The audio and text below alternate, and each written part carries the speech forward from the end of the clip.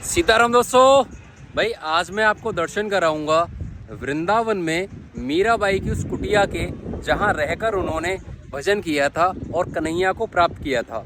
यहाँ की पूरी कहानी बताऊंगा मैं आपको व्लॉग में आगे और कराऊंगा यहाँ के दर्शन। ये है दोस्तों पार्ट 7 मेरे वृंदावन व्लॉग की नई सीरीज का। पार्ट 6 में मैंने आपको दर्शन कराए थे प्रेमानंद बाबा के। प्रेमानंद बाबा के दर्शन करने के बाद मैं चल पड़ा मीरा जी की भजन कुटिया की तरफ, जहां उन्होंने वृंदावन में रहकर काफी समय के लिए भजन किया था और कन्हैया को प्राप्त किया था। तो वृंदावन की कुंज गलियों से होते हुए मैं आ जाता हूँ मीरा जी के मंदिर वाली गली में और अपनी स्कूटी खड़ी करके मैं चल पड़ा मंदिर की तरफ। मंदिर की कहानी ऐसी है कि जब मीरा जी वृंदावन आई थी तो यही वो जगह है और यहाँ वो रूम भी है या वो कुटिया भी है जहां बैठकर उन्होंने भजन किया था कन्हैया के लिए। एक और चीज ये दोस्तों, अभी हम लगाएंगे पहले मंदिर की परिक्रमा और मैं बताता हूँ आपको एक और मजे की चीज। वो ये है कि मीरा जी को कई बार मारने के लिए उनके देवर ने कभी उनके लिए जहर भेजा था और कभी उनके लिए सांप भेजा था। मीराबाई जी जहर को पी गई थी, लेकिन सांप के साथ पता है क्या हुआ? कृष्ण चालीसा में एक लाइन आती है, राणा भेजा सांप पिटारी, शालिग्राम बने बनवारी। यानी कि उनके देवर ने सांप की पिटारी भेजी और क्या हुआ? जैसे ही मीरा जी ने उस पिटारी को खोला तो क्या हुआ? सांप की जगह शालिग्राम जी उसमें से निकले और वही शालिग्राम जी आज भी इस मंदिर में विराजमान है। अब मैं कराऊंगा पहले आपको उस रूम के दर्शन जहां बैठकर मीरा जी ने भजन किया था। ये है दोस्तों वो रूम। मैंने एक महाराज जी की वीडियो देखी थी जो यहाँ सेवा करते हैं। उन्होंने बताया कि वो पूरी जगह में ज्यादा छेड़खानी नहीं करते, यानी कि जो जैसा है उसको वैसा ही रखते हैं। तो आप ये माने कि ये जो कुटिया है ये एज इट इज वैसी ही है जैसे ये मीरा जी के समय में थी। अब मैं आपको कराऊंगा यहाँ के विग्रहों के दर्शन और शालिग्राम जी के दर्शन। ठीक सेंटर में है दोस्तों कन्हैया।